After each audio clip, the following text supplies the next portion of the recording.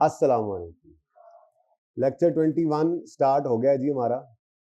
और कल हमने लेक्चर 20 में ये सारा कुछ पढ़ा। ये ओए होए ओए होए ओए होए, और सवाल भी किए थे हमने। कौन सा सवाल किया था? डेटॉल वाला। और भी एक किया था मिसिंग, वो जो हाँ 34। चलें जी, आज थोड़ी सी प्रेजेंटेशन की बात करते हैं तो सवारियां पूरी हो रहे। जरा हाथ खड़ा करें वो बच्चे जिनके दोस्त अहबाब, जिनके जानने वाले आज छुट्टी पे हैं। आपने उनको कहा भी था कि आ जाए, लेकिन वो फिर भी नहीं आए। पहुंच गए हैं फिर भी नहीं आए लाहौर में।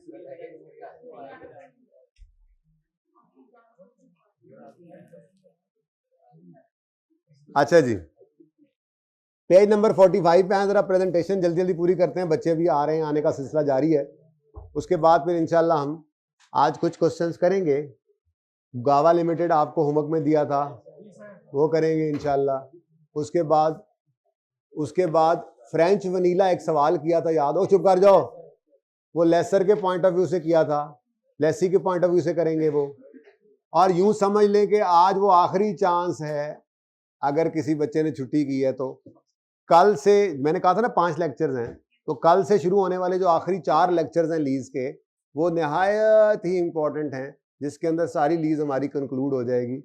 छोटी मोटी चीजें भी कवर हो जाएंगी, एक्सटेंसिव प्रैक्टिस भी हो जाएगी। 5वें दिन तो इंशाल्लाह हम IS 41 गायों भैंसों वाला स्टैंडर्ड जो है वो स्टार्ट कर देंगे। ठीक है, तो प्लीज अगर किसी की कोई पेंडेंसी है अभी भी, तो लेक्चर्स अवेलेबल हैं। बिफोर ईद संडे का भी, आफ्टर ईद संडे का भी लेक्चर अवेलेबल है। सैटरडे का भी है, भाई कह रहे हैं जी सैटरडे का भी हमने अपलोड किया हुआ था, अगर कोई लेने वाला हो तो। हम तो माइल बकरम है, कोई साइल ही नहीं। क्या मतलब समझाऊंगा, क्लास के बाद आना। पेज 45 पे आ जाए जी। हमने कल बात की थी जी लेसी के डिस्क्लोजर्स की। लेसी क्या क्या डिस्क्लोज करेगा, ठीक है, तफसील से बात हो गई थी इस पे। ओके, अब प्रेजेंटेशन का मतलब क्या है, कि क्या चीज कहां पे कैसे प्रेजेंट की जाए, इसके बारे में थोड़ी सी बात थी। पहला पॉइंट हमने पढ़ा भी था एक दिन, लेकिन फिर उस दिन थक गए थे थ्योरी करते करते। मैंने कहा जरा ताजा दम आए, पहले थोड़ी सी थ्योरी कर लेते हैं, उसके बाद फिर न्यूमेरिकल्स पे चले जाएंगे, एंड पे फिर थोड़ी सी थ्योरी करेंगे, और टेस्ट 2 में आज डिस्कस कर लूंगा। अच्छा, जो टेस्ट 1 है उसके लिए प्लान ये कर रहा हूं मैं कि उसको मैं सैटरडे वाले दिन डिस्कस करूं, वो रह गया था हमारा डिस्कस होने से। और सैटरडे वाले दिन एक्स्ट्रा क्लास जो रखी जाए उसको फिर डेडिकेट कर दिया जाए। भाई चुप हो जाओ, IS 38 के लिए। IS 38 थोड़ा भूला भूला सा लग रहा है, तो एक तो टेस्ट का सवाल उसमें डिस्कस हो जाए, तो 1-2 पास पेपर और भी उसके अंदर डिस्कस हो जाए, तो 1.5 घंटे की क्लास, 2 घंटे की क्लास कर लेंगे सैटरडे को, क्योंकि आगे संडे है, फिर आपका वीक एंड हो रहा है। ठीक है, तो ये मेरा प्लान है। तो IS 38 का टेस्ट 1 भी डिस्कस हो जाएगा इंशाल्लाह, और IS 38 का कोई 1 या 2 सवाल और नोट के भी हम कर लेंगे। ठीक है, presentation for lessee on balance sheet, ये मैंने यहां पर छोड़ दिया था। बहरहाल, on balance sheet right of use asset can be presented either separately और in the same line item in which underlying asset would be presented. क्या कहता है जी? वो ये कहता है कि आप चाहो तो इस तरह से नॉन करंट एसेट्स के अंदर PPE अलग से दिखाओ। मिसाल के तौर पर ये नोट नंबर 15 में और ये नोट नंबर 16 में आ रहा होगा, मिसाल के तौर पर। अगर आप यूं ना करना चाहो तो आप ये भी कर सकते हो कि बैलेंस शीट के अंदर नॉन करंट एसेट्स में PPE शो करो, नोट 15 बनेगा इसका, और उस नोट के अंदर जाके फिर आपने मिसाल के तौर पर नोट्स के अंदर जाके नोट नंबर 15 जो है, वैसे ये नॉर्मल प्रैक्टिस है नहीं, इजाजत है स्टैंडर्ड की तरफ से, लोग कभी कर भी लेते हैं, ठीक है, लेकिन नॉर्मली ऐसा नहीं किया जाता। नॉर्मली यही वाली प्रेजेंटेशन चलती है ये। लेकिन अगर कोई ऐसे ना करना चाहे तो उसको इजाजत है कि वो नोट्स में जाए, नोट नंबर लेट से 15 जो है, इसमें PPE का नोट है ना, ठीक है, तो इसके अंदर उस तरह से पहले वो कर दे। PPE मिसाल के तौर पे 100 रुपए के हैं, और राइट ऑफ यूज जो है वो 20 रुपए के हैं, टोटल 120। तो यहाँ पे क्या नजर आ रहा होगा? 120। इसकी इजाजत देता है स्टैंडर्ड। लेकिन ये बात जहन में बहरहाल रखनी है, कल बताया था कि अगर वो राइट ऑफ यूज यानी लीज्ड एसेट उस नेचर का है जो PPE के अंदर फॉल करती है, और जो इन्वेस्टेड प्रॉपर्टी जैसा होगा तो उसको IS 40 के अंदर क्लब कर सकते हैं। ठीक है ना, ये थोड़ी सी बात ध्यान में रखनी है। खैर, तो ऐसे जाके वो 120 मैच करवा दें। फिर आगे यूं लिखा हुआ हो नोट 15.1, गलबदी जा रही है। अब ये किसी फाइनेंशियल स्टेटमेंट में देख लेते तो अच्छा होता, लेकिन चलो वो 100 फिर भी उतनी रह गया। चलो जी, नोट 15.1 में वो पीपीई का नोट जो आप आज तक बनाते आए वही वाला आपको नजर आ जाएगा, ठीक है ना। Cost, gross carrying amount, accumulation, land, building वगैरह। और 15.2 में राइट ऑफ यूज की मूवमेंट बना देंगे आप, यानी ये अलग अलग कर लें नोट्स में जाकर। तो ये स्टैंडर्ड की इजाजत है कि आप चाहो तो राइट ऑफ यूज को, अब मैंने एक की मिसाल बता दी ना, दूसरों को मैं जबानी से पढ़ाता जाऊंगा, ठीक है ना। आप चाहो तो, कल मैंने फाइनेंशियल स्टेटमेंट्स दिखाई थी आपको, ठीक है। नोट्स होते हैं मेन, और फिर जरा पॉज करें यार, माधव अपना फाइनेंशियल स्टेटमेंट ढूंढ रहा था, थोड़ा सा पॉज किया। तो मैं ये अर्ज कर रहा था कि फाइनेंशियल स्टेटमेंट्स के अंदर स्टैंडर्ड कहता है राइट ऑफ यूज को चाहो तो बैलेंस शीट के फेस पे अलग से शो कर दो, चाहो तो उसको क्लब कर दो मिलते जुलते लाइन आइटम में, यानी पीपीई के अंदर, ठीक है। थोड़ी सी फाइनेंशियल स्टेटमेंट्स को चाहती है अगर मारे तो ये पैकेजेस की फाइनेंशियल स्टेटमेंट्स हैं, इनके अंदर अगर आप गौर फरमाएं तो आपको यहाँ पे नजर आएगा पीपीई अलग और राइट ऑफ यूज अलग, ठीक है। राइट ऑफ यूज का नोट 20 है, पीपीई का 19 है। तो इसी तरह से मैंने आपको बताया कि ये पहली प्रेफरेंस है। अब जब जाकर आप डिटेल देखेंगे, किसी वक्त देखेंगे, ये फाइनेंशियल स्टेटमेंट्स हमने बार बार चुके देखनी है, इसलिए मैंने यहाँ पर जो वो ढूंढ कर डाल दिए, ठीक है। हम फाइनल अकाउंट के चैप्टर के अंदर ये फाइनेंशियल स्टेटमेंट्स इस तरह की बनाना सीखते हैं। अब इस काबिल हो चुके हैं या हो जाएंगे इंशाल्लाह कैफ 5 के बाद, कि आप जब कैफ के बाद जाएंगे आर्टिकल्स में तो यही फाइनेंशियल स्टेटमेंट्स होंगी जिनको आप ऑडिट कर रहे होंगे, तो आपको पता होगा कि डिस्क्लोजर रिक्वायरमेंट्स क्या हैं स्टैंडर्ड्स की और क्या हैं कंपनीज एक्ट की। हाँ, जो स्टैंडर्ड्स हमने यहाँ पे पढ़े नहीं है वो जाहिर है आप फाइनल में पढ़ेंगे, तो फाइनल पढ़ेंगे तो ये वाली बातें जो यहाँ पर आप इन स्टैंडर्ड्स के बारे में सीखेंगे वो फाइनल का स्टैंडर्ड्स के बारे में भी सीख कर वहाँ पे अप्लाई खुद ही फिर कर रहे होंगे, ठीक है। तो राइट ऑफ यूज पैकेजेस वालों ने पीपीई से अलग शो किया। अच्छा, कल मैंने ये शक्ल थोड़ी सी दिखाई थी, फाइनेंशियल स्टेटमेंट्स की शक्ल कुछ इस तरह से होती है। ये आपके सामने बैलेंस शीट है, ये आपके सामने प्रॉफिट और लॉस है, फिर आगे ओसीए उन्होंने अलग रखा हुआ है, उसके बाद statement of changes in equity है, और उसके बाद स्टेटमेंट ऑफ कैश फ्लोज है, और फिर यहां से शुरू होते हैं नोट्स। तो वो जो आगे रेफरेंस पड़ा हुआ है ना, आप देखें पीपीई का तो एक फिगर सामने नजर आ रहा था। पीपीई जो आपने बचपन में FAR 1 में नोट बनाना सीखा था, वो नोट जो है वो नोट्स में पड़ा होगा। यहाँ पे तो आपको क्या नजर आ रहा है, एक फिगर पीपीई की 164,705 के पीपीई है। डिटेल क्या है, नोट नंबर 19 में जाकर देखो। ये नोट नंबर 19 कहाँ होगा, नोट्स में। कहाँ पे, तो वो नोट्स की तरफ मैं लेके गया था। पहले कुछ अंग्रेजियां चलती हैं, काफी सारे सफ़े, कुछ अंग्रेजी नहीं काफी सारे सफ़े। ये नोट हम खुद बनाएंगे, इस तरह के सवालों के अंदर से उठा के हम बनाना सीखेंगे। ये कंपनी की एक्टिविटी क्या है, लीगल स्टेटस, नेचर वगैरह, ये सारी अंग्रेजियां छोड़ो, हम मेन नोट्स के ऊपर आते हैं। इतने नहीं हम दायरा लिखते, थोड़ा कम लेवल है अभी हमारा, लेकिन जो अपनी रेलेवेंट चीजें हैं उनके नोट्स बनाना हम सीखेंगे इसमें से, ठीक है। और यहां से शुरू हो जाते हैं बैलेंस शीट के नोट। ये शेयर कैपिटल का नोट, बिल्कुल ऐसा नोट हम क्लास के अंदर बनाना सीखेंगे फाइनल अकाउंट्स के अंदर। इस तरह से ये सारे नोट्स हम बनाना सीखेंगे, ठीक है। मैं असल में सारे नोट्स जो हमारे लिए रेलेवेंट है सिलेबस के वो हम बनाएंगे इंशाल्लाह, ठीक है। फिलहाल तो मैं नोट नंबर कौन से पे आना चाह रहा था, 18 नहीं था, पीपीई का 19 था। अभी लग जाता पता, लग जाता पता, याद तो आपकी होना, मुझे कहाँ होना वैसे यार, आ जा। ये 19 प्रॉपर्टी प्लांट एंड इक्विपमेंट, ठीक है जी। इसके अंदर कैपिटल वर्क इन प्रोग्रेस इन्होंने इकट्ठा रखा हुआ। यहाँ पर भी इजाजत है, CWIP भी फेस पे जा सकता है, चाहे तो फेस में लिख दें, चाहे तो पीपीई के अंदर इस तरह से ब्रेकअप शो करके आप कर सकते हैं, ठीक है। बहरहाल इन्होंने नोट जरा डिफरेंट तरीके से बनाया हुआ है। अगर मैं नेस्ले वाली फाइनेंशियल स्टेटमेंट दिखाऊं तो वो हमारे तरीके से ही है, फर्क कोई नहीं पड़ता। इन्होंने लैंड, बिल्डिंग, प्लांट, मशीनरी इधर रख दिए और ग्रॉस कैरिंग अमाउंट ओपनिंग से क्लोजिंग और अकोमोडेशन इस तरह से लिखा हुआ है। बहरहाल नोट है, नोट जिस तरह से मर्जी बना दो, डिस्क्लोजर की रिक्वायरमेंट होती है, ठीक है। नोट नंबर 20 ये नोट हम बनाना सीखेंगे। ये डिटेल और डिस्पोजल ये हम बनाएंगे इंशाल्लाह फाइनल अकाउंट के अंदर। ये जो करना है आएगा, पूछता ही यही आजकल जो बता रहा था आपको मैं पहले लेक्चर में। और ये जनाब right of use, right of use का ऐसे ही नोट बनाते थे, ओपनिंग, एडिशन, डिस्पोजल। डिस्पोजल है नहीं हमारे सिलेबस में, इसलिए हम ये लिखते नहीं थे। Opening, addition, closing, accumulation opening और depreciation for the year closing, ऐसे ही नोट बनता था। और ये फिगर एक उठकर, अब यहाँ पे क्लोजिंग आ नहीं रहा था, इस साल का कोई नहीं था, पिछले साल में थी, ठीक है ना। तो ये नोट हम बनाना सीखते थे। तो सर सिर्फ आपको थोड़ा सा गो थ्रू करवाना था क्योंकि प्रेजेंटेशन बतानी है तो आपको पता होना चाहिए दिमाग के अंदर कि फाइनेंशियल स्टेटमेंट्स का फॉर्मेट क्या होता है। इनकम स्टेटमेंट है, बैलेंस शीट है, चेंज इन इक्विटी है, कैश फ्लो है और फिर नोट्स। नोट्स के अंदर फिर आगे रेलेवेंट नोट्स होते हैं जो बैलेंस शीट इनकम स्टेटमेंट के फिगर्स के साथ मैच करते हैं। उसके अलावा बहुत सारी अंग्रेजियां आपने देखी हैं होती हैं, ये इंशाल्लाह फाइनल अकाउंट के चैप्टर में देखेंगे। ठीक है, फिलहाल तो मैंने आपको सिर्फ ये लाइन पढ़ानी थी जिस वजह से मैंने थोड़ा सा गो थ्रू करवाया।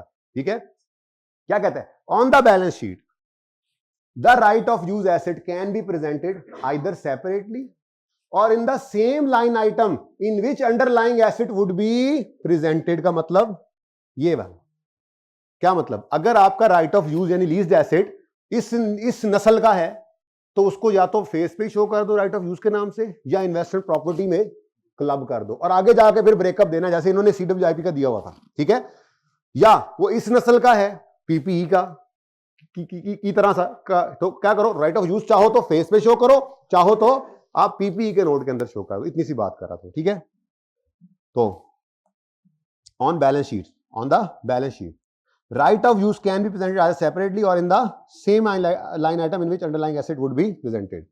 ये बात किसकी हो गई, राइट ऑफ यूज की। अब अगली बात वो कह रहा है लीज लायबिलिटी की। अब आप खुद सोच के बता दें, इसी तरह का ऑप्शन हो तो क्या होगा, इसी तरह का ऑप्शन हो तो क्या होगा, लीज लायबिलिटी के बारे में अगर इसी तरह का ऑप्शन दे तो क्या ऑप्शन देगा, गलत बता दो क्या होगा। वो कहेगा या तो चाहो लीज लायबिलिटी फेस पर शो कर दो बैलेंस शीट में, या चाहो तो उसको लॉन्ग टर्म ऑब्लिगेशंस के अंदर क्लब करके भी शो कर सकते हो। देखते हैं ऐसी बात कर रहा है ये कोई और बात कर रहा है। The lease liability can be presented either as separate line item और together with other financial liability. यहां पे भी गुंजाइश उसने दे। ठीक है जी, नेक्स्ट कहता है, हाँ बड़ी इंपॉर्टेंट बात, कहता है if the right of use asset and the lease liability are not presented as separate line items. अगर इनको आपने फेस पे बैलेंस शीट के फेस पे बैलेंस शीट के बैलेंस शीट बड़ी दूर चली गई, बैलेंस शीट के फेस पे बैलेंस शीट के फेस पे बैलेंस शीट के फेस पे आ नहीं रही, आ गई। अगर राइट ऑफ यूज और लीज लायबिलिटी, ये देखो ये लीज लायबिलिटी आ रही है और इसका करंट पोर्शन शायद उन्होंने छुपा दिया, बचा नहीं था असल में, खत्म हो गया। ठीक है ना, पिछले साल में होना था। ठीक है, बहरहाल पिछले साल में सारा करंट बन गया होगा और अगले साल खत्म ही हो गया ना, लीज ही खत्म हो गई इनकी। ठीक है ना, बहरहाल इन्होंने क्या अपनाया तरीका, इन्होंने राइट ऑफ यूज और लीज लायबिलिटी को सेपरेट लाइन आइटम के तौर पे शो किया बैलेंस शीट के फेस पे। ओके, इसकी इजाजत है। नहीं तो आप चाहो तो इस लीज लायबिलिटी को अदर लॉन्ग टर्म लायबिलिटीज में छुपा दो और इस राइट ऑफ यूज को रिलेटेड एसेट में छुपा दो, इन्वेस्टमेंट प्रॉपर्टी में डाल दो या पीपीई में डाल दो, इसकी इजाजत है। लेकिन अगर ऐसा करोगे तो क्या करना पड़ेगा, तो कहता है सब नोट्स में an entry discloses in the notes the carrying amount of those items and the line item in which they are included। कहता है कि फिर सब नोट्स में जाके ना आपने, जैसे मैंने अभी सीडब्ल्यूआईपी का नहीं दिखाया, पैकेजेस वालों ने किया हुआ था, पीपीई टोटल शो करके नोट्स में जाके बताया पीपीई इतना है, कैपिटल वर्क इन प्रोग्रेस इतना है। ऐसे ही अगर आपने राइट ऑफ यूज किसी में क्लब किया है तो फिर नोट्स में जाके उसको तोड़ के दिखाना वो जरूरी है, फेस पे चाहे शो ना करो। बात समझ आई? और बोलो अच्छा। आई कहता है the above requirement is not applicable to right of use asset that meets the definition of investment property। जाहिर सी बात है कि वो कहता है कि ये रिक्वायरमेंट जो है ये इस पर applicable, above requirement is not applicable to right of use asset that meets the definition of investment property। उसके ऊपर investment property वाले डिस्क्लोजर लग जाते हैं ना, तो आप बाहर उसको भी ऐसे ही यूज कर लेंगे। ठीक है ना, आगे कहता है इन द स्टेटमेंट ऑफ, इस बात को आप हैरान होकर देख रहे हैं, वो कहता है बैलेंस शीट में राइट ऑफ यूज को अलग शो करो, ठीक है, या सेम लाइन आइटम में शो कर दो अंडरलाइंग एसेट के साथ, और लायबिलिटी जो है उसको अलग शो करो या सेम में। और अगर राइट ऑफ यूज और लीज लायबिलिटी अलग से नहीं है तो उनको नोट्स के अंदर डिस्क्लोज करो कि वो किस में शामिल है। ठीक है, लेकिन above requirement is not applicable to उस right of use that meets the definition या प्रेजेंटेड एज इन्वेस्टमेंट प्रॉपर्टी। यानी इसके अंदर अगर आपने क्लब कर भी दिया है तो वो गुंजाइश देता है कि मत करो। ये कम से कम बातें होती है डिस्क्लोजर, यानी कि आपने इन्वेस्टमेंट प्रॉपर्टी को अगर शो किया है तो उसको सब नोट्स में जाके अलग करने की भी जरूरत नहीं है, उसको आप उसी तरह से कॉलम के अंदर एक कॉलम इसका डाल सकते हो। इसके कहने का मतलब ये, लेकिन इसको डिस्क्लोजर का मतलब ये कभी भी नहीं होता कि उसने कहा है कि आपकी इसको माफी है तो आप कर नहीं सकते। एडिशनल का आप हमेशा कर सकते हैं। इसलिए मैं तो कहूंगा कि आप एक ही तरह से रखें इसको कि जब भी आपने राइट ऑफ यूज या लीज लायबिलिटी को किसी चीज में क्लब किया है तो फिर नोट्स में जाके उसका ब्रेकअप दे देना ताकि एक जैसी बात रहे, ठीक है?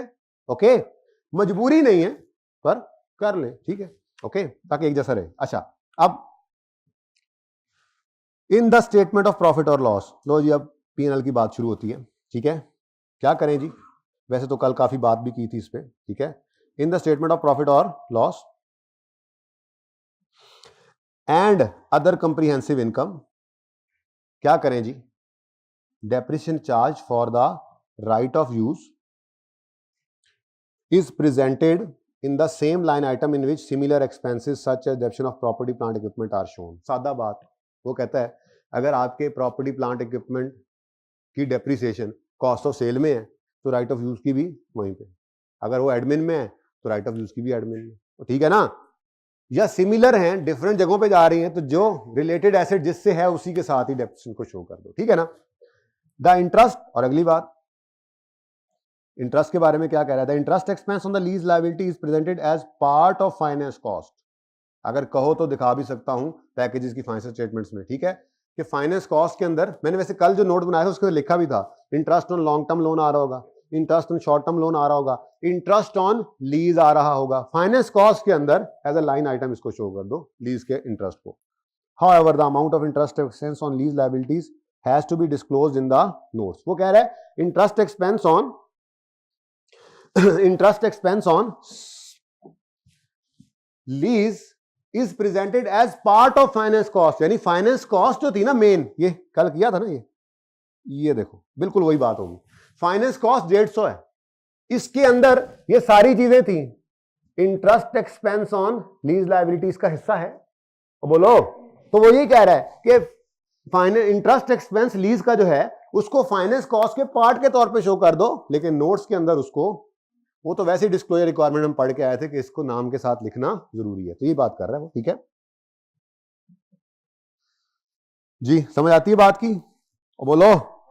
अच्छा जी, ये हमें वैसे ही पता है कि अगर आपने उसको फाइनेंस कॉस्ट में डाला भी है तो फेस पर तो एक ही फिगर आ गई, लेकिन नोट्स में जाके उसको, यानी सादा बात, चाहो तो राइट ऑफ यूज को फेस पे शो करो बैलेंस शीट में, चाहो तो क्लब कर दो, क्लब करोगे तो फिर नोट्स में जाकर अलग कर दो। लीज लायबिलिटी को चाहो तो फेस पे शो करो, चाहो तो अदर लायबिलिटीज में क्लब कर दो, क्लब करो तो नोट्स में शो करना, लेकिन मेरा मशवरा प्रैक्टिकली भी जिंदगी में जाके क्या है, अलग ही कर देना, फेस पे ही शो कर देना, जिंदगी आसान।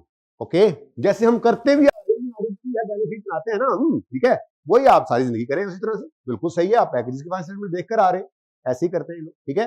अच्छा, अगली बात, अगर आपने सेपरेटली नहीं डिस्क्लोज किया तो फिर वो एक ही बात होगी ना, वो फिर आपने नोट्स में जाके बताना है।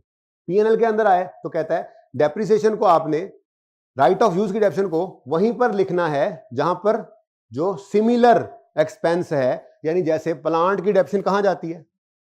Cost of sale. अब अगर प्लांट ओन्ड है तो उसकी डेप्रिसिएशन कॉस्ट ऑफ सेल में गई है, तो प्लांट लीज है तो उसकी भी डेप्रिसिएशन कॉस्ट ऑफ सेल में लेगी, ठीक है? आपकी गाड़ियां हैं डिलीवरी व्हीकल्स, उनकी डेप्रिसिएशन कहां जाती है? सेलिंग डिस्ट्रीब्यूशन एक्सपेंस में। तो अगर आपने वो गाड़ी ओन रखी हुई है तो सेलिंग डिस्ट्रीब्यूशन में जा रहा था, अगर लीज पे ले ली है तो मतलब जिधर ओन्ड एसेट्स की डेप्रिसिएशन जा रही है रिलेटेड एसेट की, उसी तरह से लीज एसेट की वहीं भेज दो। डेप्रिसिएशन के बारे में ये कह दिया। तीसरी चीज क्या आती है? इंटरेस्ट। प्रॉफिट एंड लॉस के अंदर लेसी में दो चीजें आती है ना, इंटरेस्ट और डेप्रिसिएशन, और बैलेंस शीट में राइट ऑफ यूज और लीज। बैलेंस शीट के अंदर राइट ऑफ यूज और रीलायबिलिटी की बात हो गई, प्रॉफिट एंड लॉस के अंदर डेप्रिसिएशन और इंटरेस्ट एक्सपेंस की प्रेजेंटेशन की बात हो रही। तो depreciation of right of use कहां शो करो? जहां रिलेटेड एसेट की डेप्रिसिएशन जाती है, जहां जाती है उसको भी साथ भेज दो, मिलते जुलते एसेट्स के साथ, ठीक है? इंटरेस्ट एक्सपेंस के बारे में क्या कहता है? उसको फाइनेंस कॉस्ट का हिस्सा बनाओ, लेकिन नोट्स के अंदर उसको नाम के साथ लिखना। ये वैसे भी ऊपर डिस्क्लोजर में उसने हमें पाबंद कर दिया था। ओके, यहां तक को मसला। तीसरी बारी आती है जी statement of cash flows. Cash flow statement आपने बनाई हुई है, कैश फ्लो स्टेटमेंट के अंदर 3 एक्टिविटीज होती थी।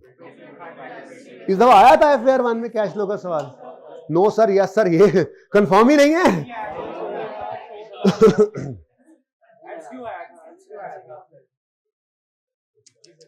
कोई बात नहीं, पास होना जरूरी है, जो पर्चा मर्जी आए। अच्छा, लेकिन आपने कैश फ्लो पढ़ा हुआ तो है। कैश फ्लो में आपने पढ़ा 3 तरह की एक्टिविटीज होती है, ऑपरेटिंग, इन्वेस्टिंग, फाइनेंसिंग। ये अगर ब्रॉडली बात करें तो फाइनेंसिंग एक्टिविटी कहते थे उन एक्टिविटीज को जिसमें फाइनेंस बिजनेस अरेंज करता है, वो चाहे ओनर घर से लाए कैपिटल, चाहे बैंक से मिले, किसी और दूसरे से मिले लोन वगैरह लॉन्ग टर्म के लिए। तो लीज भी तो एक तरह का लोन ही है। पहले दिन यही तो बताया था, पहले समझाने के लिए यही कहा था कि लीज एसेट नहीं समझो लोन है। आपको समझ नहीं आ रही ना, पहले दिन लीज की एंट्री की, मैंने कहा था right of use debit, lease liability credit, तो मैंने कहा था समझो लोन है, आसानी के लिए लोन कहा था उसको, तो है भी लोन ही, बस उधार पे कैश नहीं मिला, बल्कि उधार पे एसेट मिल गया, उसके पैसे आहिस्ता आहिस्ता वापस कर रहे हैं विद इंटरेस्ट। तो ठीक है ना। तो अगर मैं फाइनेंसिंग एक्टिविटी, अगर मैं लीज को जहन में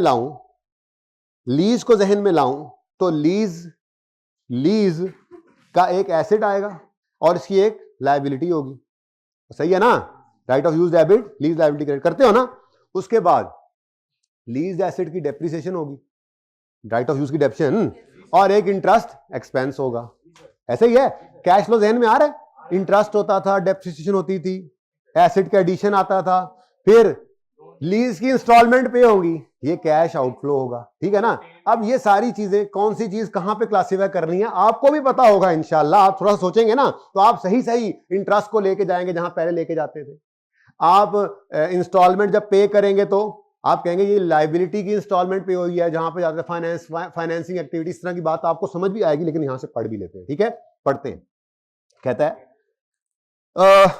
कैश फ्लो के अंदर क्या करेंगे जी, lease payments are classified consistently with payment on other financial liabilities. वो कहता है जैसे बाकी फाइनेंशियल लायबिलिटीज के बारे में आप करते हो, लोन को क्या करते हो, लोन लायबिलिटी है ना, लोन को क्या करते थे आप क्लासिफाई, फाइनेंसिंग एक्टिविटी। लोन आया तो इनफ्लो फाइनेंसिंग एक्टिविटी में, लोन वापस किया तो लोन रीपेड भी फाइनेंसिंग। तो लीज भी लायबिलिटी जब आएगी तो फाइनेंसिंग एक्टिविटी में, लायबिलिटी जब पे होगी तब भी फाइनेंसिंग एक्टिविटी में, ठीक है। लेकिन उसने आगे बताया क्या, क्योंकि लीज की लायबिलिटी के अंदर दो हिस्से थे ना, हमने अमॉर्टाइजेशन स्केड्यूल बनाया था, तो इंस्टॉलमेंट लायबिलिटी, लीज की लायबिलिटी पीवी ऑफ एलपी पे रिकॉर्ड होती थी ना, उसके फिर अमॉर्टाइजेशन स्केड्यूल में दो हिस्से करते थे हम। इंस्टॉलमेंट जब पे होती थी तो इंटरेस्ट और प्रिंसिपल अलग अलग, ठीक है ना। तो लीज लायबिलिटी के बारे में कहता है the part of lease payment that represent cash payment for the principal portion of lease liability. Principal amount यानी लोन रीपे हुआ, उसको कहां लेके जाएंगे, आगे ना पढ़ो, कहां लेके जाएंगे, फाइनेंसिंग में, is presented as cash flow generating from financing. आपको आता है, पता है आपको, ठीक है। अच्छा, the part of lease payment that represent interest portion of amortisation schedule बनता था ना, तो लीज इंस्टॉलमेंट जो पे हुई उसके दो हिस्से होते थे, इंस्टॉलमेंट प्रिंसिपल अमाउंट रीपेड और इंटरेस्ट पेड। तो प्रिंसिपल अमाउंट की रीपेमेंट कहां ले जाओगे, फाइनेंसिंग में, और इंटरेस्ट की पेमेंट कहां, वो जहां पे पहले इंटरेस्ट पेड लिखते थे, ऑपरेटिंग एक्टिविटीज में एंड के ऊपर जाके इंटरेस्ट पेड लिख देते थे, ठीक है ना। और इंटरेस्ट एक्सपेंस रिवर्स भी वैसे ही करेंगे, जैसे कैश फ्लो बनती थी वैसे कैश फ्लो अब आती नहीं है FAR 2 के अंदर, वो गुजर गया जो गुजर गया, लेकिन फाइनल में तो आनी है ना, फिर प्रैक्टिकल लाइफ में तो आनी है ना, तो पढ़ तो ले। प्रैक्टिकल लाइफ में आप जाके लीज वाला, आप ऑर्गेनाइजेशन में लीज भी हो, अब आपको या कैश फ्लो जब हमने पढ़ी थी ना, वहां पे तो लीज थी नहीं, इसलिए हमें कैश फ्लो बनानी नहीं आती, ऐसे नहीं हो सकता, ठीक है ना। फाइनल के अंदर कैश फ्लो पूरी की पूरी आ जाएगी आपकी, ठीक है, और प्रैक्टिकल लाइफ में भी आपको ये बनानी पड़ेगी, तो पता तो होना चाहिए, ठीक है। तो लीज लायबिलिटी में जो प्रिंसिपल पेमेंट आ रही होती थी, जो आप एंट्री करते थे, एंट्री क्या होती थी, lease liability debit, interest expense debit और कैश क्रेडिट। तो लीज लायबिलिटी की जो डेबिट है ये फाइनेंसिंग एक्टिविटी में कैश आउटफ्लो, और इंटरेस्ट जो डेबिट कर रहे हो वो कैश क्रेडिट हो गया ना, वो इंटरेस्ट है वो ऑपरेटिंग एक्टिविटी, नीचे जाकर लिख देना। ये क्या कहते हैं देखते हैं, यहां पे ऑप्शन था, वैसे याद है ना, ऑप्शन याद है ना, इंटरेस्ट एक्सपेंस चाहो तो ऑपरेटिंग के अंदर नीचे लेस इंटरेस्ट पेड, चाहो तो फाइनेंसिंग में। हम क्या करते थे, तो वहीं पे ही याद रख लो, ठीक है, लेकिन ऑप्शन था जी, लेसी की ये लीज लायबिलिटी है, लेसी की ये लीज लायबिलिटी, फिर बोलो, लेसी की ये, असल में ना बात ये भाई कि चलो छोड़ो, वैसे लेसर की जो फाइनेंशियल स्टेटमेंट्स है ना बड़ी तफसील वाली, वो तो बहरहाल हमारे सिलेबस में फाइनल में ही आएंगी। फिलहाल बात किसकी प्रेजेंटेशन की हो रही है, लेसी की, ठीक है ना। तो लेसी ने लीज लायबिलिटी जो अपने ऊपर डाली हुई, इसकी बात कर रहे हैं, ठीक है। लीज लायबिलिटी का प्रिंसिपल पोर्शन क्या है, फाइनेंसिंग, और इंटरेस्ट जो है वो ऑपरेटिंग या फाइनेंसिंग, आपका दिल ऑपरेटिंग की तरफ होता है तो आप वहां पे रख लेना, ठीक है। The part of lease payment that represent interest portion of lease liability is presented either as operating cash flow और फाइनेंसिंग कैश फ्लो, ठीक है, in accordance with entity's accounting policy regarding. बाकी वो इंटरेस्ट पेमेंट्स को जहां रखते हैं ना, इसको भी वहीं रख लें। अगर आप पहले इंटरेस्ट पेमेंट को ऑपरेटिंग के नीचे लेस कर रहे थे तो लीज वाली इंटरेस्ट पेमेंट को भी वहीं, और अगर पहले आप फाइनेंसिंग में रख रहे थे तो इसको भी फाइनेंसिंग में रख लें। ओके, अच्छा जी, उसके बाद ये तो होगी ना जो नॉर्मल वाली लीज थी लेसी की, right of use lease liability वाली, ठीक है ना। इसका डेप्रिसिएशन वगैरह जो होगा वो भी रिवर्स कर लेना, उसी तरह से होगा। उसके बारे में उसने बात नहीं की, करनी चाहिए थी हालांकि, कि राइट ऑफ यूज की डेप्रिसिएशन कैश फ्लो के अंदर क्या करते थे, लेकिन वो मेथड शायद दो होते थे, इसलिए शायद उधर उसने उलझाया नहीं बात को। बहरहाल जी तो कॉमन सी बात है, depreciation is a non cash expense, अगर आ जाए सवाल के अंदर तो। लेकिन आपका सवाल अब चूंकि कैश फ्लो का आना नहीं, इसलिए माफी है। ओके, अच्छा यार बहुत टाइम लगे इस पे, तो मैंने सोचा था 10 मिनट लगेंगे बस।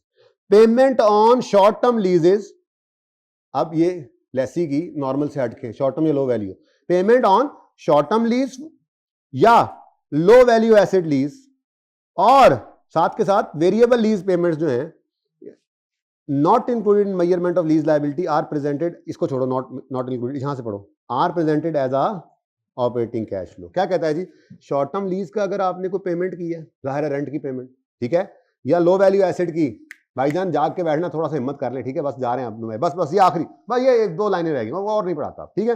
एंड पे को टाइम बच गया तो फिर थोड़ी सी थ्योरी करेंगे। अब मुझे पता नींद आने लग गया आप लोगों को। Payment of short term lease हो या लो वैल्यू, बहुत इंपॉर्टेंट है एमसीक्यूज के लिए, आप तो स्टैंडर्ड भी साथ नहीं है, तो ये बातें ये दिमाग में बस ऐसे नुक्तों की शक्ल में याद जरूर रखनी है, ठीक है। और याद रहेंगे, देखो ना अब ये सारा सब हमने पढ़ा, इसमें से निकली क्या, कितनी सी बात है। Right of use balance sheet के फेस पे अलग भी रख सकते हो, क्लब भी कर सकते हो, लीज लायबिलिटी अलग भी रख सकते हो, क्लब भी कर सकते हो। क्लब करो तो नोट्स में बता देना, कहानी खत्म, पहली 3 लाइनों की। फिर अगली बात, प्रॉफिट एंड लॉस के अंदर क्या करो, डेप्रिसिएशन को वहीं ले जाओ जहां पे रिलेटेड एसेट रिडक्शन जाती है, इंटरेस्ट एक्सपेंस को फाइनेंस कॉस्ट में शो कर दो, नोट्स के अंदर दिखा देना, ठीक है। कैश फ्लो के अंदर लीज लायबिलिटी का प्रिंसिपल पोर्शन, फाइनेंसिंग, और इंटरेस्ट जो है वो जहां पर ऑपरेटिंग भी फाइनेंसिंग भी जहां पर आप पहले करते आ रहे हो, ठीक है। और शॉर्ट टर्म लीज या लो वैल्यू एसेट की लीज है या वेरिएबल लीज पेमेंट, इसको वैसे अभी पढ़ाना है लेकिन चलो थोड़ा सा बताया तो था कल, ठीक है। वेरिएबल लीज पेमेंट होती क्या है, इनको कहां पे शो करो, इनको ऑपरेटिंग कैश फ्लो में शो कर दो, बीच वाली लाइन को छोड़ो। असल में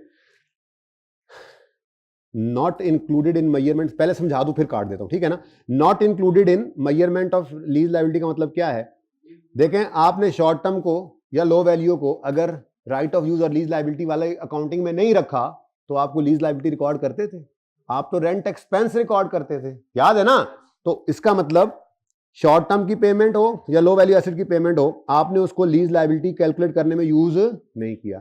ऐसे ही वेरिएबल लीज पेमेंट्स भी जब पढ़ाऊंगा तो बता दूंगा, आप उसको लीज लायबिलिटी की कैलकुलेशन में यूज नहीं करते। वो सवाल अभी रहता है, मैंने कहा था कि हम वो कल या परसों में किसी एक दिन में करेंगे, हमारे प्लान में है, लेकिन आखिरी इन 4 दिनों के अंदर ही ये वेरिएबल लीज पेमेंट वाला सवाल भी हमने करना है, ठीक है ना। तो सही है, तो ये भी लीज पेमेंट की कैलकुलेशन में यूज नहीं होते। तो ये बात बस ठीक है, कार्ड भी नहीं तो सिर्फ इतनी सी बात याद रखनी है अब आपने, क्या शॉर्ट टर्म लीज हो, लो वैल्यू एसेट लीज हो या वेरिएबल लीज पेमेंट हो, इनको कहां शो करना है आपने, ऑपरेटिंग एक्टिविटीज में। डन जी, सही है, ओके डन। अच्छा, recognition exemption in case of Lesi simplified approach में कहता है लेसी में, अच्छे तो पढ़ लिया, ओ माय गॉड क्या क्या पढ़ लिया हमने, ओए होए होए, अभी भी कुछ चीजें रहती हैं वो इंशाल्लाह फिर करेंगे। प्रेजेंटेशन इज ओवर, आ जाए जरा, थोड़ी सी थ्योरी और करनी है हमने लेकिन अब वो एंड पे करेंगे क्योंकि अब बस हो गई मुझे लगता है आप लोगों की, और फिर ये ना हो के उड़ जाए। अच्छा आ जाए जी पेज नंबर 147 पे, आपको एक सवाल होमवर्क में दिया था, जाग भाई जाग, होमवर्क किया था, कल का लेक्चर लिया है बेटा, तुम्हें नींद ही आनी है। और लीज बहुत इंपॉर्टेंट टॉपिक है, पता नहीं आप लोगों ने क्या, मैंने पूरी कोशिश की, मैंने IAS 41 को भी पीछे स्किप कर दिया, मैंने सिर्फ लीज के कॉन्सेप्ट सारे दे दिए, और फिर ईद से पहले वाला दिन इतवार और ईद से आप पिछला इतवार मैंने कोई नई चीज नहीं पढ़ाई। अच्छा इनफैक्ट कोई नई चीज हमने खास पढ़नी, छोटी छोटी चीजें ऐड ऑन होनी जो कल से होनी, आज भी शायद प्रैक्टिस ही हो जो किया है। अब मैं बेटा यही कर सकता था, अगर आप लोग फिर भी उस फेज से नहीं निकल पा रहे जिसको ईद के बाद कहते हैं, तो फिर सेशन के बाद ही पढ़ लीजिएगा अगले सेशन में। रिजल्ट के बाद अब नवा काम शुरू हो गया रिजल्ट के बाद, फिर बड़ी ईद के बाद, फिर मुहर्रम के बाद, फिर आखिरी महीने में, फिर अगली दफा। गावा लीजिंग, बड़े सवाल नहीं कर लिए वैसे हमने, बातों बातों में ही है ना। देखो हमने पास पेपर 3 कर लिया हुआ है, 4 किया है या नहीं किया, कर लेंगे। गैलेक्सी हो गया, ये अभी करने लगे हैं। ये इंशाल्लाह कल मैंने करवाना है, जो इसकी नई चीज है और होमवर्क में जाना है इसने, क्योंकि इससे पहले हमने ये करना है, ये इस सवाल का डैडी है, ठीक है। तो ये भी अभी कल हमने ये करना है, ये भी मैंने करवा देना है, जो बुनियादी मुश्किल डिफरेंट चीज है, और ये होमवर्क में जाना है। उसके बाद कल के दिन में ही शायद ये भी हो जाना है। ये अभी मैं करने लगा हूं लेसी के, इस गावा के बाद ये वाला सवाल अभी मैं करूंगा लेसी के पॉइंट, लेसर के पॉइंट से सारा गंद पड़ा हुआ है, अभी साफ करके लेसर की बजाय लेसी के पॉइंट से इसको देखेंगे। करवा दिया डेटॉल, कोल करवा दिया है, ये अभी नहीं करना, ये इंशाल्लाह कल के प्लान में है, बता रहा हूं सगाही। ये आज 16 मिनट 15 मिनट डिस्कशन करके होमवर्क में देना है, इसका सिर्फ पार्ट ए, बी पेंडिंग करना है अभी कल के प्लान में ये तीसरा सवाल है जी बेटा। 4 सवाल कल हमने करने हैं, इसमें हंसने कोई बात नहीं है, छोटे छोटे सवाल होते हैं, ठीक है। लीज सारी कर चुके हैं और हर सवाल में हाँ इंपॉर्टेंट चीजें जो अभी हमारी रहती हैं, रेंटल ही मिस कर देगा सवाल में, सीखेंगे, ठीक है। फिर आईडीसी ऑफ सादे वाला लेसर फाइनेंस लीज रहता है, इस तरह की छोटी छोटी चीजें रहती भी हैं, लेकिन वो ऐसे ही बीच में साथ होती जाएंगी और प्रैक्टिस चल रही होगी, ठीक है। छोड़ना कुछ नहीं है, लेकिन ये हो सकता है कि कोई 2-3 सवाल आपको होमवर्क में मिले अगले 4 दिन में, बट वो उससे अगले दिन जाहिर सी बात है सॉल्व भी हो रहे हैं। तो आते हैं जी बेटा, हैं टेस्ट नहीं, अच्छा जी, टेस्ट इस क्लास के बाद दें, लाजमी दें, कल उन्होंने नहीं टेस्ट देना, हर टेस्ट की ना अपनी डेट अपनी स्लॉट होती है, पॉसिबल नहीं है। फिर मेरे बस में होता तो मैं आपको कल कह देता दे दें टेस्ट, लेकिन फिर कल वाले टेस्ट कब देंगे, परसों, फिर आगे फिर आगे फिर आगे फिर आगे। आप ये कहते कि संडे वाले दिन हम आगे टेस्ट दे दें, मैं आपको अरेंज कर देता, ये मैं कर सकता था, लेकिन जो मैं नहीं कर सकता वो मुझसे ना कहें, ठीक है। जिससे आने ना बनो, आज टेस्ट दे लेना, वरना कल खैर नहीं, बता रहा हूं। लीज है, आई थिंक आधे घंटे का होगा, 35 मिनट का, 2 सवाल हैं लीज के, एक लेसर का एक लेसी का। अब मैं और कितनी नकलें करवाऊं, normal lessor, I think normal ही लेसी है, मैं अभी मेरे ज़हन से अब निकल गई है बातें कुछ जी।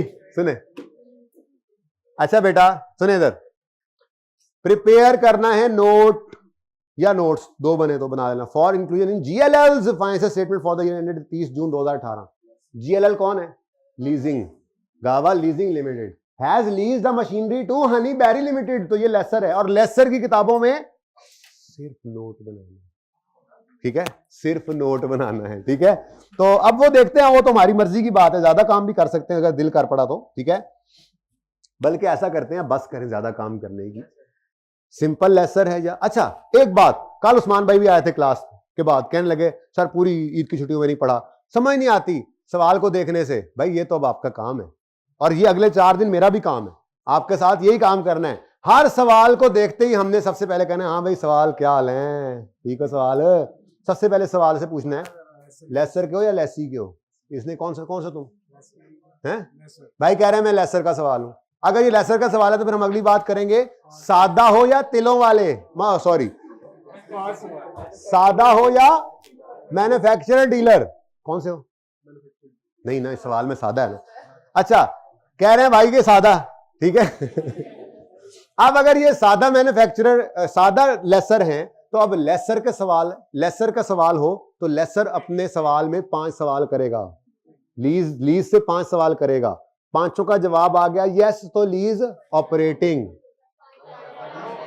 यस, सारों का यस, कुछ याद है, शुक्र है, कुछ तो याद है जी। लेसर अपने लीज से 5 सवाल करता है, अगर 5 का सवाल नो आए तो ऑपरेटिंग, किसी एक का जवाब भी यस आ जाए तो फाइनल, ठीक है। और अगर डीलर मैन्युफैक्चरर हो, हाँ इंपॉर्टेंट बात, डीलर मैन्युफैक्चरर मैंने आपको करवाया था गालिबन जुमे वाले दिन, ईद से पहले जुमे वाले दिन गालिबन करवाया था।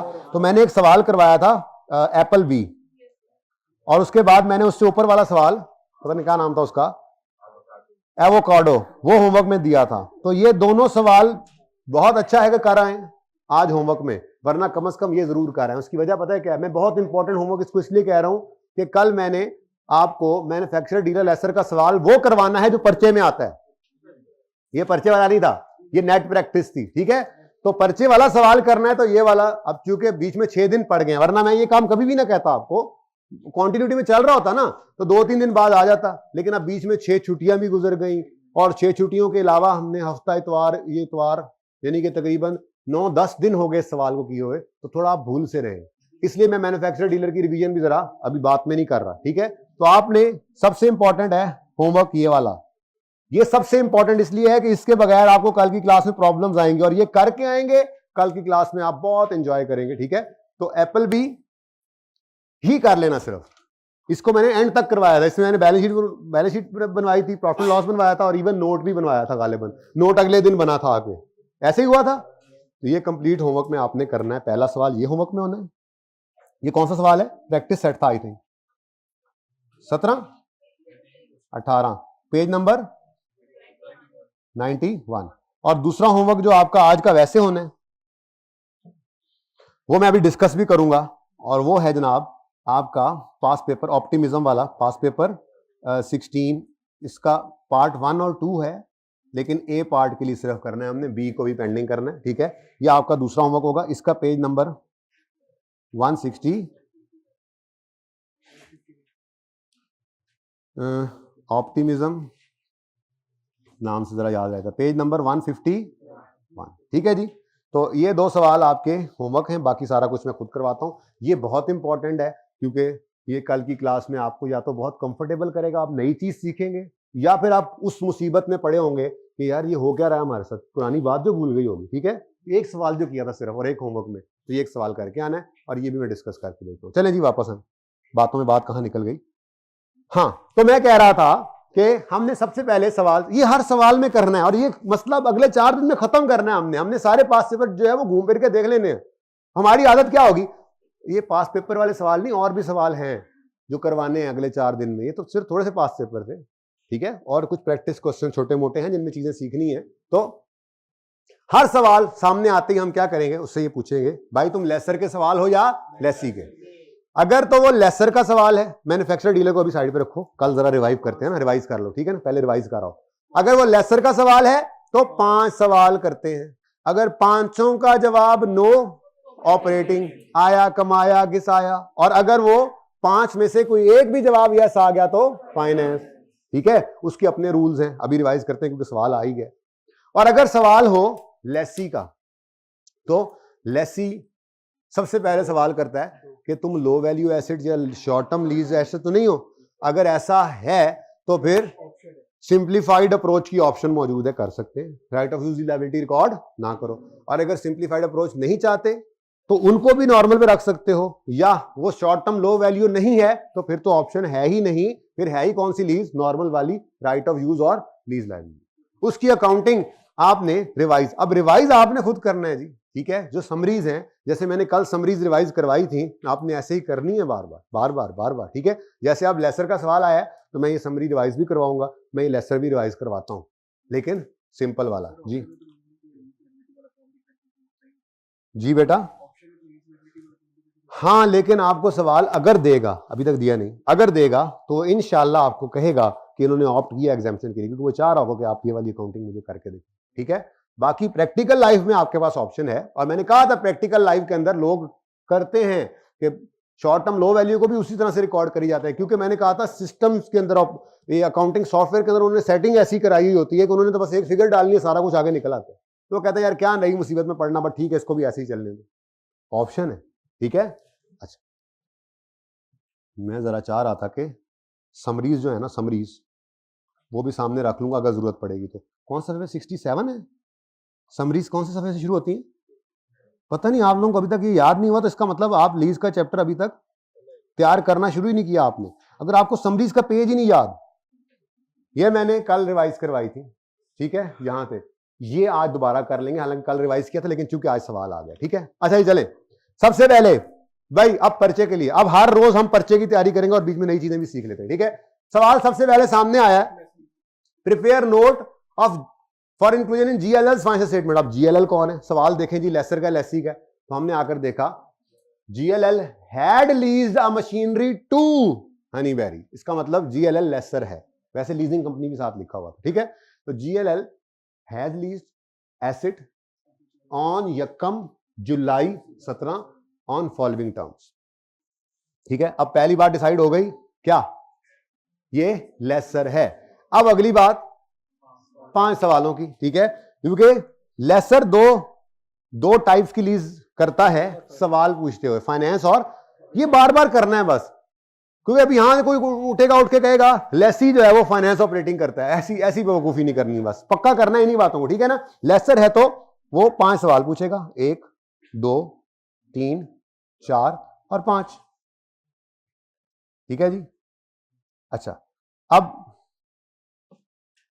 इन 5 का जवाब नो आया तो फिर ऑपरेटिंग लीज, जो कि हमने शायद ईद से पहले किया था ना वो सवाल, ये फ्रेंच वनीला वाला भी, या उससे पहले जो लेसर वाला सवाल ऑपरेटिंग वाला ही किया था। ठीक है ना, खैर चलें देखते हैं। The non cancellable period is 3.5, each semi annual lease receivable in arrear, तो सेमी एनुअल है, एरियर है, 3.5 साल क्या है, नॉन कैंसिलेबल पीरियड। ठीक है जी, अच्छा अब ये तो 3.5 साल तो हो गया। अब वो क्या नाम था उसका सवाल का, शेर खान वाला सवाल याद है, उसके अंदर यही चीज याद है, शेर खान वाला सवाल, जिसके अंदर हम कहते थे कि जी उसने 7 साल का नॉन कैंसिलेबल पीरियड रखा हुआ है और 3 साल का और फिर एक्सटेंड हो सकता है, तो अगर रीजनेबली सर्टेन एक्सटेंड करेगा तो ऐड कर लो, नहीं है तो ना ऐड करो, वो वाली बात सिंपल है। भूल गई हैं बातें सारी, डर लग रहा है मुझे बहुत, मैं बहुत डरा हुआ महसूस कर रहा हूं आप लोगों को देखते हुए इस मामले में। Lease contains an option to extend the lease term by, ठीक है जी, ऑप्शन टू एक्सटेंड है बाय 1.5 साल।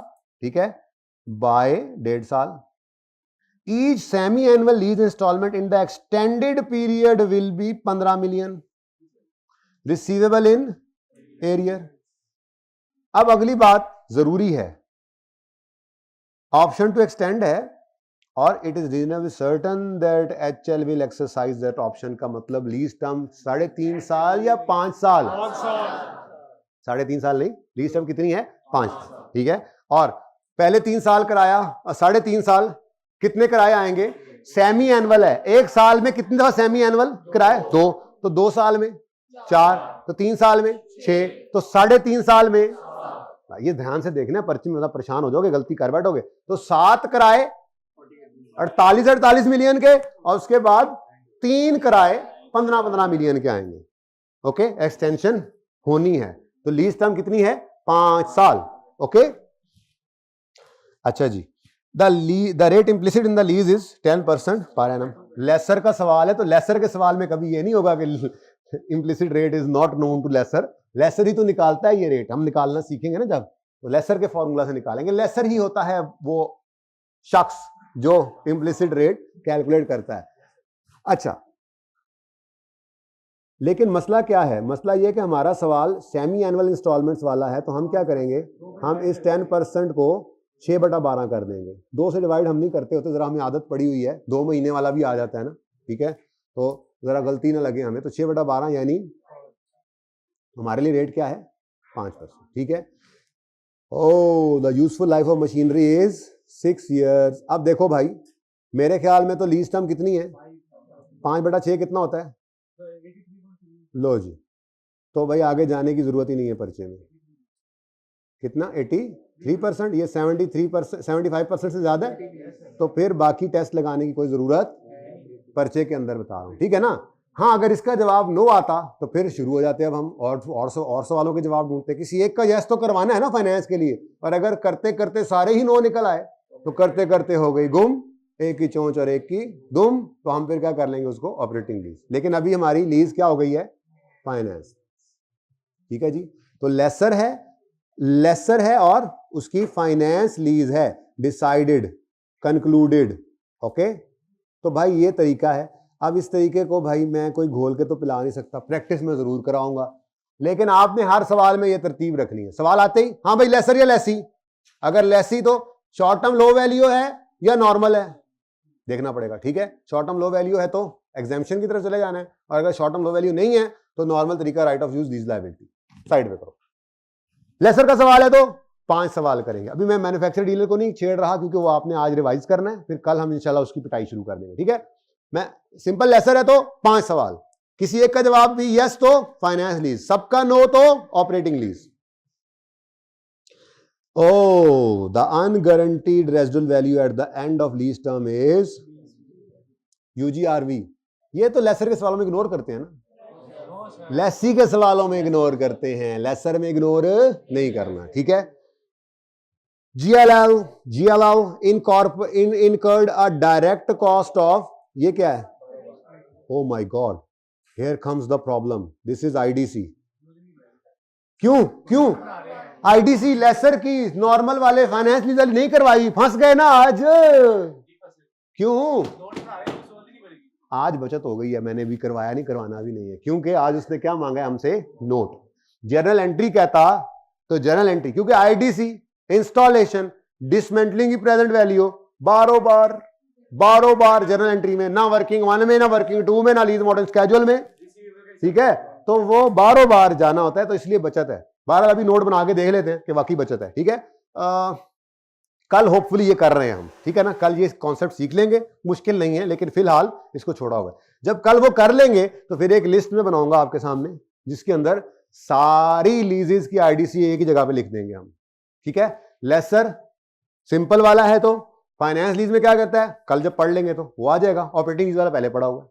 लेसर मैन्युफैक्चरर डीलर है तो फिर तो जिंदगी आसान है, पहले ही बताया हुआ है, जो भी है उस वक्त देखेंगे। फिर लेसी है तो शॉर्ट टर्म लो वैल्यू में क्या करता है, नॉर्मल में क्या करता है। नॉर्मल वाला आपको पढ़ाया हुआ है, शॉर्ट टर्म लो वैल्यू का कल पढ़ा के एक टेबल बना लेंगे, वो तावीज आप अपने पास रख लेंगे, आईडीसी किसी के अंदर भी आए रेफर कर लेंगे सवाल, जिस कॉन्सेप्ट के लिए जो सवाल जहां पे किया था पहली बार। ठीक है ना, तो एक जगह पे आईडीसी भी इकट्ठा हो जाएगा इंशाल्लाह। रह सिर्फ एक ही गया है, तो शॉर्ट टर्म लो वैल्यू वाला भी ठीक है, वो साथ ही हो जाता है। ठीक है जी, तो फिलहाल बचत हो गई है। अच्छा, and general overheads of 5 million to complete, ये तो एक्सपेंस होता है, ये क्या है जी, एक्सपेंस है।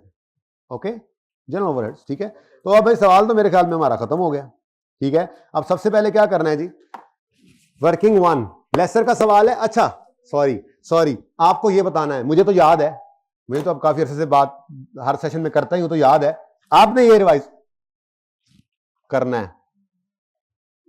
क्या 68 है, आई थिंक 68 या 9 है, हद हो गई यार। ये आपने ना अपने पास ऐसे रखने।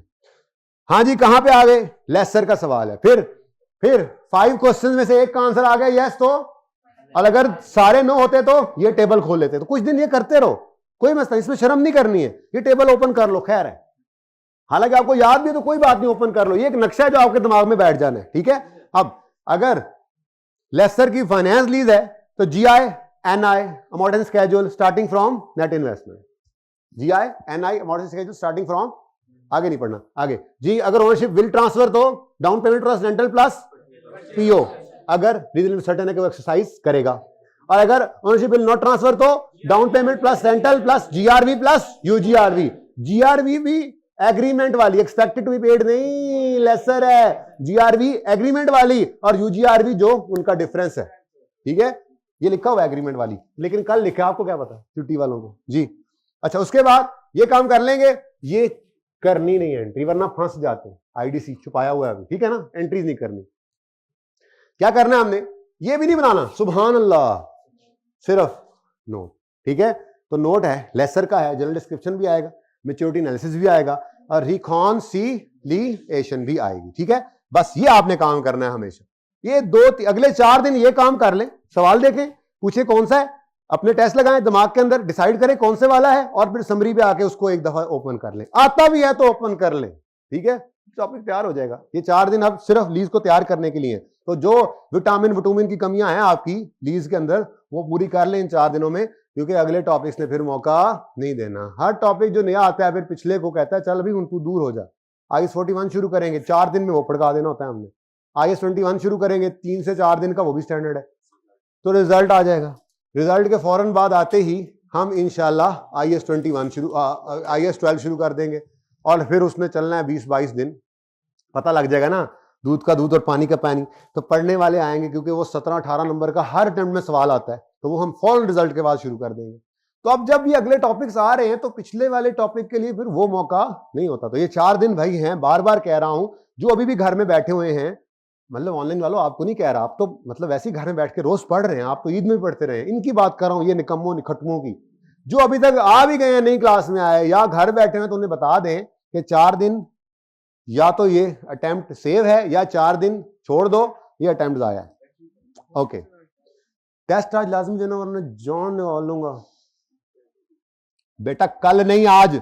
ओ भाई का टीए को बुलाओ जरा टीए को, मार कल नाका लगेगा। चुप, आज टेस्ट देना है अगर मेरे अच्छे बच्चे हो तो प्लीज, ठीक है। चलो धमकी आ गई अब जी, मेरी तो यही धमकी होती है। अच्छा जी, GI NI मार्कर दे दो भाई, मार्कर जल्दी से जाएं भाई, कोई बंदा ही नहीं है, ये कोई बंदा ही नहीं, तो आप चले जाओ, आप जल्दी से करें जरा। GI लेसर का सवाल अभी मैं समरी पढ़ा के आ रहा हूं। ओनरशिप विल ट्रांसफर या विल नॉट ट्रांसफर?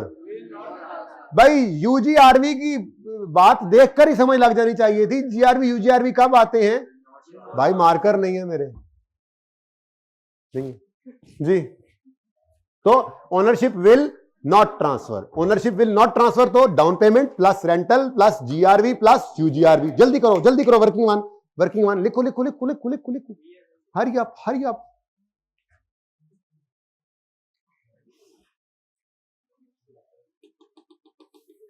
भाई जल्दी कर लो भाई, जल्दी कर लो यार। कल इस क्लास के बाहर नाका लगाना, सारे लगा लेना नाके, एक हाइब्रिड में खड़ा हो जाना, एक इधर, कोई ना आने पाए टेस्ट बगैर वाला। वो अशर मैंने इनका करना है, छोटा सा टेस्ट है आधे घंटे का, बदनीयत ना हो तो यार रेड वाला भी देना। किसी को कोई जरूरी काम नहीं हो सकता, घर वालों ने पढ़ने के लिए भेजा तुम्हें। Working one, gross investment down payment plus rentals plus GRV plus UGRV। अच्छा, अभी भी इस रेड को अलग से रखने का कोई फायदा नहीं है, लेकिन मैं क्योंकि कल की बुनियाद पड़ रही है ना, कल वो होने जा रहा है जिसका आपको अज़नों से इंतजार था। मैन्युफैक्चरर डीलर में वो फॉर्मूला खतरनाक शक्ल इख्तियार करने जा रहा है, मैं बता रहा हूं।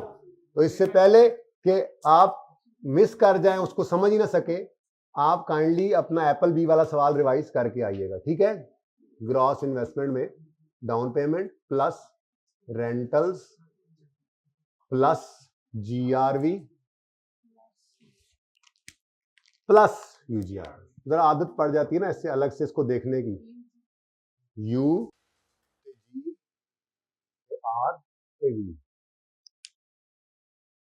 पारेगा ये रेड मार्कर ला दो भाई कोई अच्छा सा। अच्छा जी बच्चों, कोई डाउन पेमेंट है, कोई रेंटल्स है? अच्छा, 48 वाले 7 और 15 वाले 3, समझ आती है?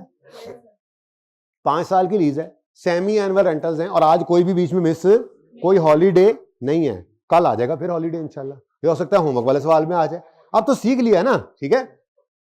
प्लस 0, फिलहाल इसी से गुजारा करें, प्लस 20 इज इक्वल टू 40। तो हमारी ग्रॉस इन्वेस्टमेंट आ गई जी 401। अब हमें क्या चाहिए? नेट इन्वेस्टमेंट में हमें प्रेजेंट वैल्यू निकालनी है। उसके लिए आपको मैंने कहा हुआ है डेट और इंस्टॉलमेंट का कॉलम डाल दिया करो, आसानी हो जाती है, ठीक है। तो वर्किंग नंबर 2, डेट, इंस्टॉलमेंट। अब बच्चों कब शुरू हो रही है लीज? कितने बच्चों ने घर पे से ट्राई किया था? ओके माशाल्लाह। बाकियों का क्या इरादा? अगली बार या इसी बार? आइंदा नहीं करना ऐसे फिर, ठीक है। मैंने कहा था आपको शुरू में ही कि लीज मुश्किल नहीं है, लीज में छोटी छोटी चीजें हैं। अगर साथ साथ नहीं करेंगे, इसको रिवाइज बार बार नहीं करेंगे तो ये मिक्स होंगी। अब कुछ लोगों को ये मामला शुरू हो गया, ये बीमारी है जो लग जाती है फिर एंड पे आके ध्यान से साथ साथ ना पड़े। तो ठीक है, तो कोशिश करें इन 4 दिनों में ये दवाई शवाई ले लें जो मैं दे रहा हूँ। ठीक है जी। पहली दवाई तो ये है कि हर सवाल को देखते ही दोनों तरह से सवाल करके जो डिसाइड हो जाए उसकी समरी ओपन करें, बार बार ये करें, हालांकि याद है फिर भी करें। ठीक है, तो ये खुराक 4 दिन चलने दें। ठीक है, बीच में थोड़े बहुत इंजेक्शंस में नए कॉन्सेप्ट्स के लगाता रहूंगा। 4 दिन बाद इंशाल्लाह बहुत बेहतर फील करेंगे आप जी। कब शुरू हो रही है जी? 1 जुलाई, 1 जुलाई 17। सेमी एनुअल है, एरियर है, तो फिर 30 जून 17, फिर अच्छा साल पूरा हो गया। 31 दिसंबर 17, 30 जून 18, 31 दिसंबर 18। मुझे पता है शायद सारा स्केड्यूल कंप्लीट ना बनाना पड़े, लेकिन कोई नहीं, वर्किंग है ना हमारी, ये काम कर लिया करो, गलती के चांसेस जरा कम हो जाते हैं। फिर नोट है तो नोट के अंदर हेल्प भी मिल जाती है इससे। ठीक है, 31 दिसंबर हो गया, 30 जून 19, 31 दिसंबर 19 कितने ने, ओ माय गॉड, 30 जून 20, 31 दिसंबर 20 कितने हो गए, 1 2 3 4 5 6 7 हुए अभी।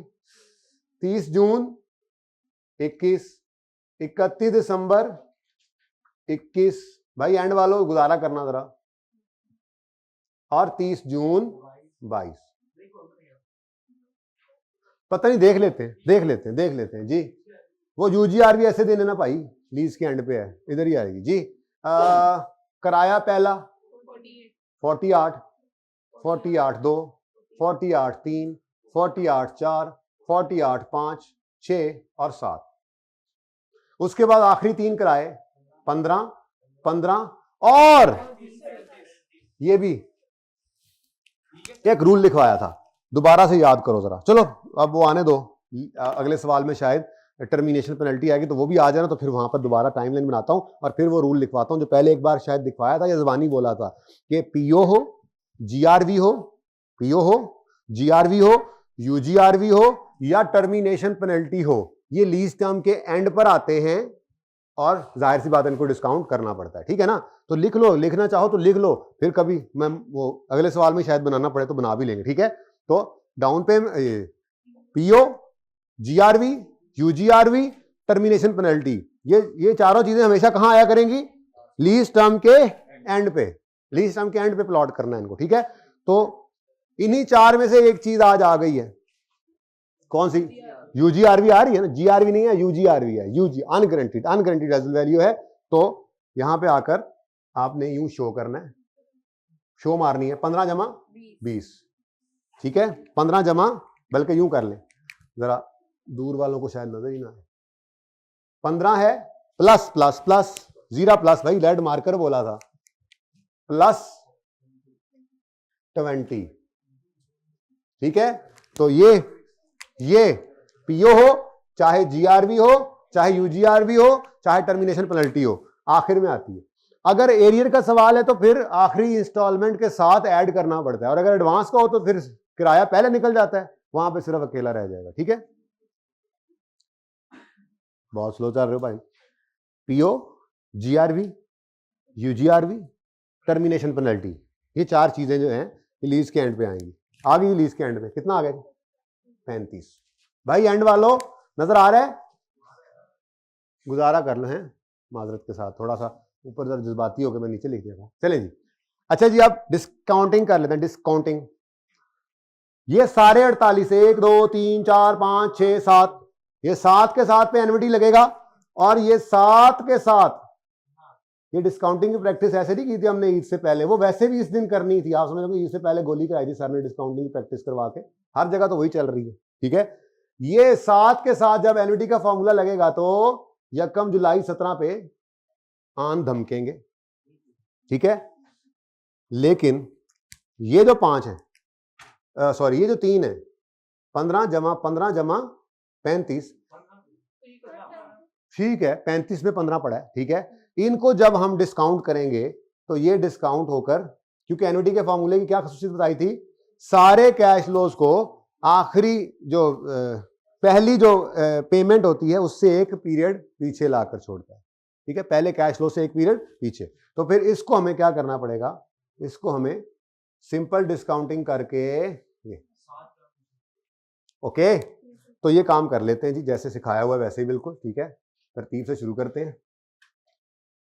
पहले 48 को पकड़ें, ये 7 है 48 और सारे एरियर में है, और बोलो तो 48 इंटू 1 माइनस 1.05 था, कितने 48 हैं, -7 डिवाइडेड बाय 0.05। अब मुझे बताओ जो आंसर आएगा क्या उसको मजीद सिंपल डिस्काउंट करके पीछे लाने की जरूरत है? नहीं, ठीक है, ये यहां पर मौजूद है, ओके। उसके बाद आते हैं ये अगले वाले, ये 15 15 और 15 15 15 15 3 है ना, 35 तो यूजीआरवी की वजह से होगा ना, वो वैसे ही अलग पड़ा है, उसको वैसे ही अकेले लेकर आएंगे, ठीक है ना। तो कितने हैं जी 15 वाले, ये देखो 3 है, तो 15 into 1 minus 1.05 raise to power, ये 3 है, डिवाइडेड बाय पॉइंट। अब ये जो है ना, ये तीनों यहां पे मौजूद है, कहां पे, एक स्टेप पीछे, एक पीरियड पीछे। अब ये सबसे टेक्निकल काम है, इसको कैसे किया करना है, इसको जरा आज देख लें, वंस एंड फॉर ऑल। नहीं वैसे फॉर ऑल नहीं, फिर जब भी आएगा फिर ऐसे कर लेंगे, लेकिन वंस तो देख लें जरा ध्यान से। आपने क्या करना है, सबसे पहले आपने इन दो पीरियड्स को ऐसे करके अपने सामने टारगेट में लाना है, ठीक है, और इसमें साल गिनने हैं पहले, कितने साल बनते हैं, 1 जुलाई 17 से 30 जून 18 1 साल, 30 जून 19 2 साल, ठहर जा भाई, ठहर जा, मैनू भी गिनती कर लेंदे, मैं भी घरों खेडना है, मैं भी एंट्री दी है। मैं बैठ के लैके टुर जाना मेरी ने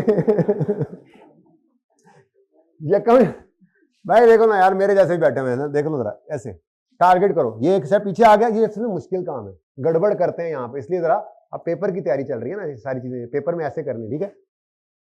ये देखोगे अब ध्यान से, इत्मीनान से, 1 जुलाई 17 से 30 जून 18 तक 1 साल, 30 जून 19 तक 2 साल, 30 जून 20 तक 3 साल, और 31 दिसंबर 20 तक 3.5 साल। कितना अरसा है जी, 3.5, कितना 3.5। अब 3.5 साल में, क्योंकि हम सेमी एनुअल चल रहे हैं, 3.5 साल में 6 महीने कितनी बार आएंगे, ये बात समझ आई है।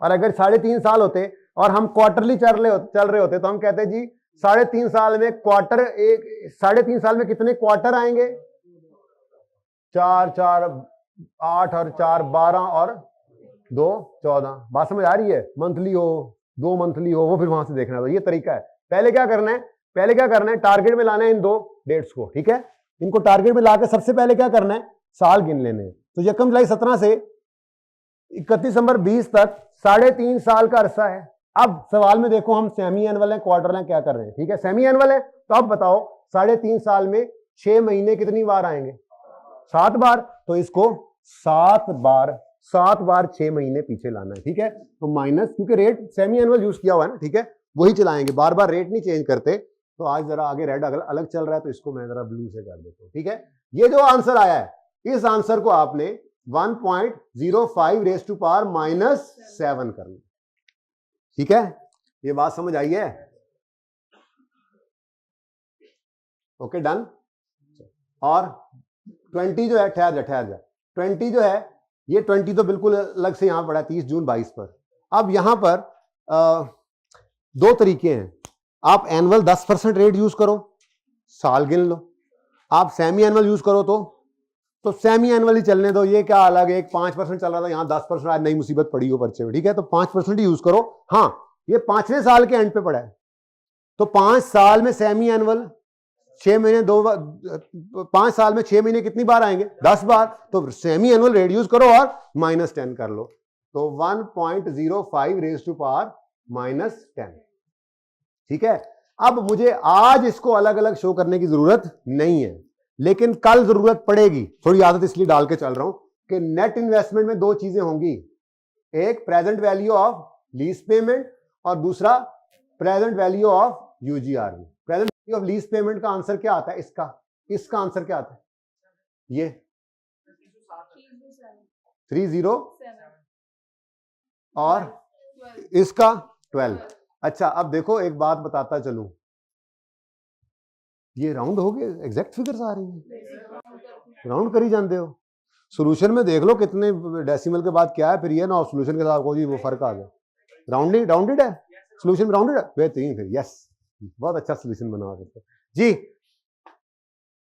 जब टेस्ट लगाने होते हैं तो टेस्ट 4 क्या है कि present value of lease payment, Inception पर स्टार्ट ऑफ लीज पर खड़े होकर present value of lease payment fair value के सब्सटेंशियली इक्वल है या नहीं है। तो वहां पर present value of lease payment ये 307 लेनी होती है।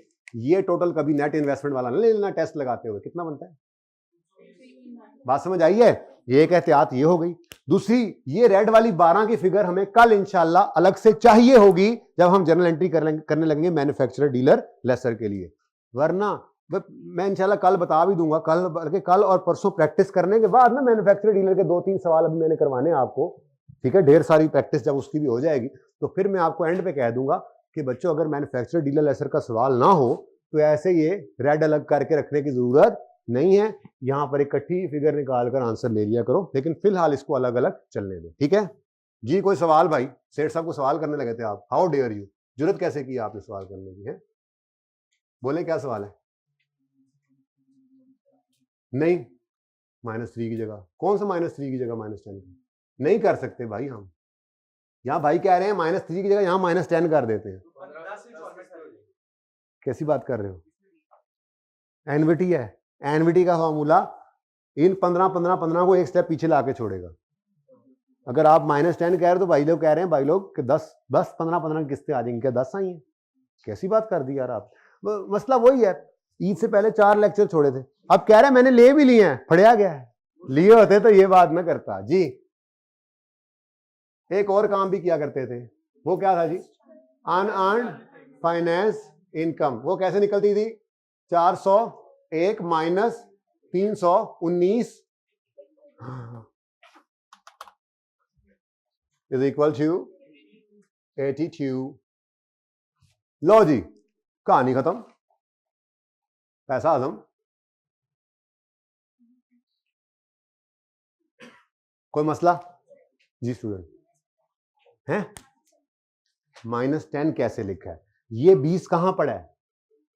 30 जून 22 और यकम जुलाई 17 के दरमियान कितना अरसा है? साल्स गिनो पहले, साल्स। यकम जुलाई 17 से 30 जून 18, 30 जून 19, 30 जून 20, 30 जून 21, 30 जून 22, कितने साल? 5 साल में 6 महीने कितनी बार आने? 10 बार। क्योंकि मैं सेमी एनुअल रेट यूज कर रहा था 5%, तो इसलिए मैंने वो 5% ही रखा और -10 कर दिया। मैंने कहा एक अल्टरनेटिव क्या है, यहां पे 10% रेट लो और -5 कर दो, लेकिन फिर ऐसे नई मुसीबत पड़ जानी है, सारा 5-5 चल रहा था, यहां 10 आ गया, छोड़ो बस ऐसे ही एक जैसा चलने दो। Got it? पार्ट 2 शुरू करना, करो।